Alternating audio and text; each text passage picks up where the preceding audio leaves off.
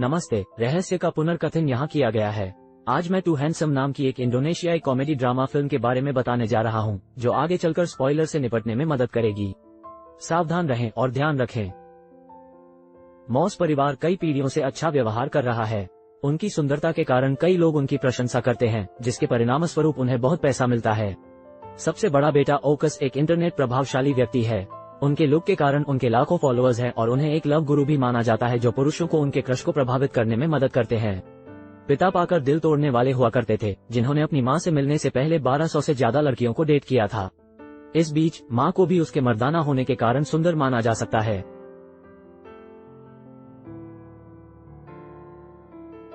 विशेषताएं और स्पष्ट मूंछें। अंत में नायक कूलिन सबसे छोटा बेटा है और उन सभी में सबसे आकर्षक है। परिवार को अच्छे दिखने वाले लोगों के रूप में अपने जीवन की आदत हो गई है, कॉलिन को छोड़कर, जो अपनी सुंदरता के कारण सामान्य रूप से जीने के लिए संघर्ष करता है। वो अक्सर चाहता है कि वो केवल हल्का आकर्षक हो। इस तरह वो महिलाओं की भीड़ द्वारा पीछा किए बिना बाहर जा सकता था। हर बार लड़कियां उसके आकर्षक चेहरे को देखकर पागल हो जाती हैं, बेहोश हो जाती हैं, अपने बाल खींचती हैं और अक्सर नाक से खून बहने लगता है। गरीब बढ़िया, और परिणामस्वरूप उसने कभी किसी लड़की के साथ वास्तविक बातचीत नहीं की।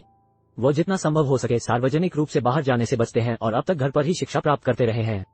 कूलिन का कोई दोस्त नहीं है जिससे वो अपनी पालतू मछली के अलावा बात कर सके। वो अक्सर इसके साथ ताश खेलता है और जोर से बात करता है। उसका परिवार उसे चिंता में कैमरे के माध्यम से देख रहा है। वे चाहते हैं कि उसका किशोर जीवन सामान्य हो और वे उसे ध्यान केंद्रित करने में मदद करने की पूरी कोशिश करते हैं। अक्सर उसे लड़कियों की तस्वीरें दिखाते हैं जो उसे किसी के साथ जोड़ने की कोशिश कर रही हैं। हालांकि कॉलिन का कहना है कि लड़कियों में उनका प्रकार कोई ऐसा व्यक्ति है जो उन्हें पसंद नहीं करता है। वह दिखना चाहता है, उनके व्यक्तित्व और रुचि के लिए, उनके चेहरे के लिए नहीं। शायद कॉलिन अपनी मछली को डेट करना चाहता है। जब कूलिन को बाहर जाने के लिए प्रेरित करने के लिए कुछ भी कारगर नहीं होता, तो परिवार इसे एक कदम आगे ले जाता है।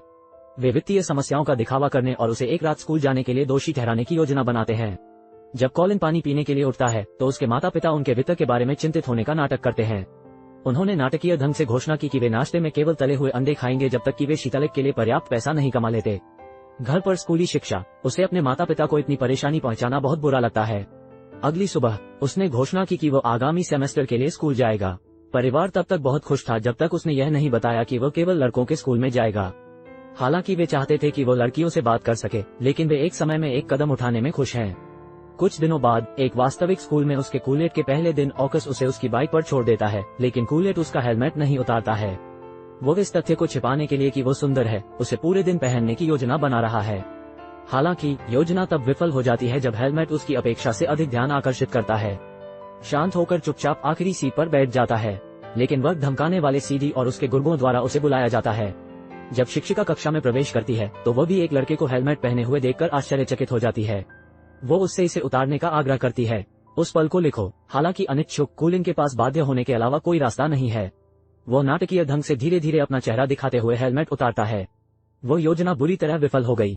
निम्नलिखित दृश्य में शिक्षक को एम्बुलेंस में लादा जा रहा है। ये पता चला कि कोलमैन की सुंदरता के कारण उसे नाक से खून बहने लगा और हाइपरवेंटिलेट होने लगा। दूसरे बच्चों ने प्रिंसिपल से शिकायत की, लेकिन नया छात्र इतना सुंदर है कि वो संयम बरत नहीं सकता और घर वापस जाने के लिए दालान से होकर भागता है, लेकिन बदमाशों में से एक ने उसे ठोकर मार दी। वे उसे स्कूल के स्टोर रूम में लाते हैं और अपना परिचय ऐसे देते हैं जैसे वे पावर रेंजर्स हों। उन्हें टिगाटॉक कहा जाता है, जो प्रिंसिपल के बेटे सीडी के नेतृत्व में 3 गुंडों का एक समूह है। बेहतरीन परिचय के बाद उन्होंने खुलासा किया कि किसी लड़की को प्रॉम के लिए आमंत्रित करने के लिए उन्हें कूलेट की मदद की जरूरत है। समूह पिछले 3 वर्षों से स्कूल के वरिष्ठ वर्ष में है। जब तक सीडी सबसे खूबसूरत लड़की के साथ प्रोम में नहीं जाती, तब तक उन्होंने स्नातक होने से इनकार कर दिया। BBM school Amanda. हालांकि वह केवल सुंदर पुरुषों के अनुरोधों को स्वीकार करती है, इसलिए समूह चाहता है कि कूलिन उस प्रस्ताव को पूरा करे जिसमें उन्होंने कूलिन की मदद करने और उसे रास्ता दिखाने के लिए एक निर्दोष लड़के केबो को नियुक्त किया। केबो पहले भी उनकी शरारतों का शिकार हो चुका है और बदमाश जो कुछ भी कहते हैं उसे करने के लिए बाध्य है। इसके बाद कूलिन स्कूल में बदमाशी के बारे में आधिकारिक शिकायत करने के लिए केबो के साथ प्रिंसिपल के कार्यालय में जाता है। केबो जानता है कि परिणाम क्या होगा, लेकिन वो अभी भी शीतलक के साथ है। सिद्धांत अपने बेटे द्वारा स्नातक करने से इनकार करने से परेशान है, चूंकि कूलेंस ब्यूटी उसे अमांडा को प्रोम में ले जाने का मौका देती है। प्रिंसिपल चाहते हैं कि वे उस शाम वही करें जो बदमाश कहें। कूलेट और केबो अगले दिन कार्य पूरा करने और जिम्मेदारी से छुटकारा पाने का निर्णय लेते हैं। केबो पहला व्यक्ति है जिसने कॉलिन पर उसकी सुंदरता से असंबंधित दया दिखाई है। हालांकि दिन योजना के अनुसार नहीं बीता, लेकिन वो एक मित्र पाकर खुश है। अगली सुबह वे बीबीएम स्कूल जाते हैं, जहां लड़कियों को लड़कों की उपस्थिति की गंध आती है। वे बदसूरत लड़कों को स्कूल परिसर में प्रवेश न करने देने को लेकर सख्त हैं। इसलिए जब वे कूल को हेलमेट पहने हुए देखते हैं, एक क्लाइमेटिक सीन में पूरा स्कूल उसे इसे उतारने के लिए कहता है। कूलेट ने हेलमेट उतार दिया और लड़कियों के बीच हाथापाई शुरू हो गई। गरीब गरीब मस्त, और केवल कुछ ही घंटों बाद समाचार टेलीविजन पर आ जाता है। लड़कियों के रोने, उनकी नाक से खून बहने, उन पर हावी होने और इधर उधर कूदने की क्लिप सोशल मीडिया पर साझा की जा रही है। कूल और संभालने में दो हैंडसम के रूप में जाने जाने लगे। गाय, बीबीएम स्कूल की सबसे हॉट छात्रा और अमांदा नाम की मॉडल, भी यह खबर सुनती है और तुरंत कॉलिन पर मोहित हो जाती है। वो पहला लड़का है जो खूबसूरती और रुतबे में उससे मेल खाता है। वो तुरंत उसे प्रभावित करने को अपना मिशन बना लेती है। खबर बड़ी होने पर लड़कियों की भीड़ सामूहिक आवास के सामने जमा हो जाती है। परिवार उनसे घर के दौरे के लिए पैसे वसूलना शुरू कर देता है। कूलिन, जो सड़कों पर छिपा हुआ है, समाचार में अपने परिवार को देखता है। जब उसके अपने लोग उसे बुलाते हैं तो वह ठगा हुआ और इस्तेमाल किया हुआ महसूस करता है। वो घर आने से इनकार कर देता है और उसे तब और भी दुख होता है जब उसकी पालतू मछली के साथ पर्यटकों द्वारा गलत व्यवहार किया जाता है और उसे मार दिया जाता है। वो अब एक इमारत की छत पर पागलों से छिप रहा है। सड़कों पर उसका पीछा करना। अचानक एक लड़की उसके पीछे आती है और पूछती है कि क्या वो छत से कूदने वाला है। शांत और उसे आश्चर्य से देखता है क्योंकि उसकी नाक से खून नहीं बहता है या बेहोश नहीं होता है। उसे देखकर लड़की बात करने से इनकार कर देती है और वहां से चली जाती है। कूलन इतना घबराया हुआ है कि वो मुश्किल से बोल पा रहा है।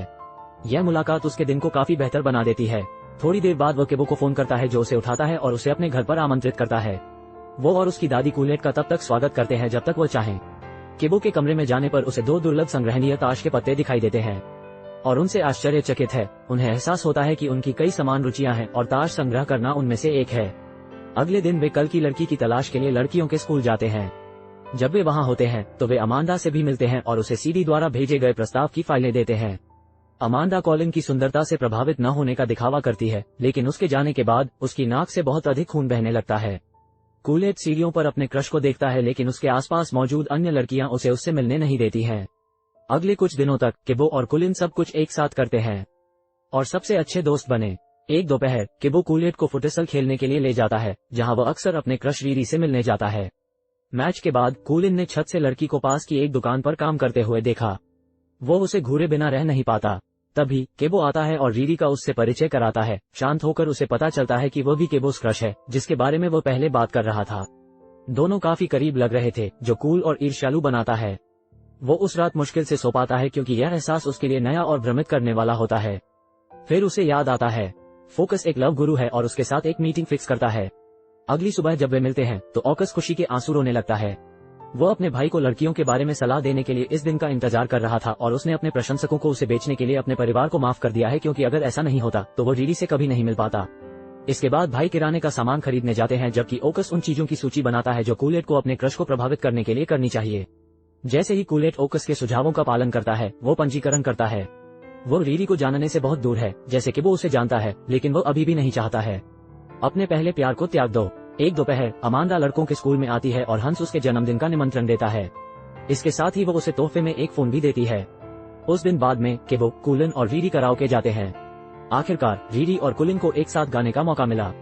जबकि कॉलिन उसके साथ युगल गीत गाने के लिए उत्साहित है, रीरी केवल कीबो पर ध्यान केंद्रित करता है। वो जल्द ही दर्ज कराता है कि वह भी केबो को पसंद करती है। इस रहस्योद्घाटन से उसका हृदय द्रवित और ईर्ष्यालु हो जाता है। इसलिए जब केबो आसपास नहीं होता है तो वह उससे स्पष्ट रूप से पूछता है कि क्या उसे उस पर क्रश है। प्रारंभ में रीरी इससे इनकार करता है, लेकिन जब कॉलिन केबो के बारे में झूठ बोलता है कि वो अमांदा से प्यार करता है तो उसका चेहरा उतर जाता है। उसकी अभिव्यक्ति उसके संदेह की पुष्टि करने के लिए पर्याप्त है। घर लौटने के बाद कूलन ने अमांदा को फोन किया और उससे मदद मांगी। वह कहते हैं वह खुशी खुशी कुछ भी करने को तैयार हो जाती है। अगले दिन कई लोग उसका जन्मदिन मनाने के लिए कार्यक्रम स्थल पर इकट्ठा होते हैं। जब कूलेट और केबो आते हैं तो अमांदा उनका स्वागत करती है। अजीब बात है कि वो कूलिन की तुलना में केबो में अधिक रुचि रखती है, यहाँ तक कि वह उससे अकेले में बात करने के लिए उसे एक तरफ खींचती है।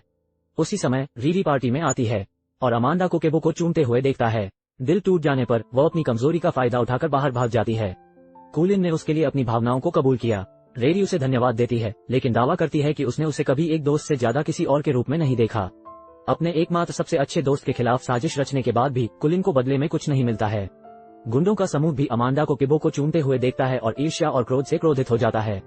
उन्होंने इसके लिए केबो की पिटाई की, जबकि पास से कूलन देखता था, हस्तक्षेप करने से बहुत डरता था। बाद में वो केबो को घर लाता है और कपड़े पहनाता है। अपनी दादी को दर्द से कराहते हुए देखने के बाद ही उनके घाव ठीक हो गए। इससे अच्छा लगा और एहसास हुआ कि उसने बहुत बड़ी गलती कर दी है। अगले दिन किबो उसे अपने कार्ड संग्रह से एक प्रसिद्ध कार्ड देता है जिसे कॉलिन लंबे समय से चाहता था। अपराध बोध से ग्रस्त कॉलिन ने अब तक जो भी गलत किया है उसे स्वीकार कर लिया है। किबो विश्वासघात से स्तब्ध और आहत है। उसका दावा है कि अगर उसे पता होता कि कॉलिन भी उसे पसंद करता है तो उसने रीरी को छोड़ दिया होता। शब्द कुछ नहीं करते बल्कि कॉलिन को और अधिक चोट पहुंचाते हैं। अंत में किबो उसे तुरंत घर से बाहर निकलने का आदेश देता है, ये जानते हुए कि वो गलत है। ठंडा और बस निकल जाता है।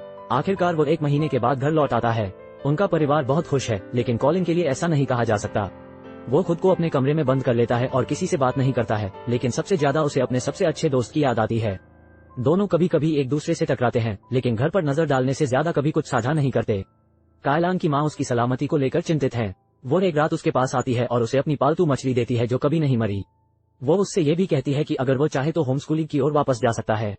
परिवार सिर्फ उसकी खुशी चाहता है और इसके लिए कुछ भी करने को तैयार है। उसके शब्दों से प्रभावित होकर कॉलिन को एहसास होता है कि उसके जीवन में ऐसे लोग हैं जो उसकी सफलता का समर्थन कर रहे हैं। यह उसे अपने और किबो के बीच चीजें ठीक करने के लिए प्रेरित करता है। अगली सुबह वो रेवरी के पास दौड़ता है और उसे सब कुछ बताता है। इसके बाद वो किबो के पास जाता है और माफी मांगने की कोशिश करता है। हालांकि किबो ने पहले तो उसे खारिज कर दिया, लेकिन जब उससे रीरी के बारे में पूछा गया तो उसने बताना शुरू कर दिया कि वो उससे कितना प्यार करता है। कॉलिन ने उसे दिखाया कि रीरी पूरे समय फोन पर उसकी बातें सुन रही थी। इस तरह वो अपने रिश्ते को सुधारता है और उन दोनों के रिश्ते में वापस आ जाता है। और कुछ दिनों बाद वे सभी एक साथ प्रॉम में जाते हैं। किबो की तारीख रीरी है, जबकि कॉलिन्स की तारीख अमांडा है।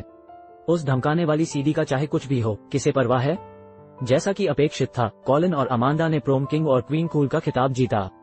और यहाँ एक लड़की की टिप्पणी है कि वह केवल मामूली रूप से सुंदर है और तुरंत उसकी ओर आकर्षित हो जाता है, जो एक नए रिश्ते की शुरुआत का संकेत देता है।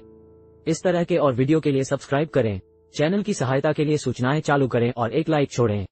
देखने के लिए धन्यवाद।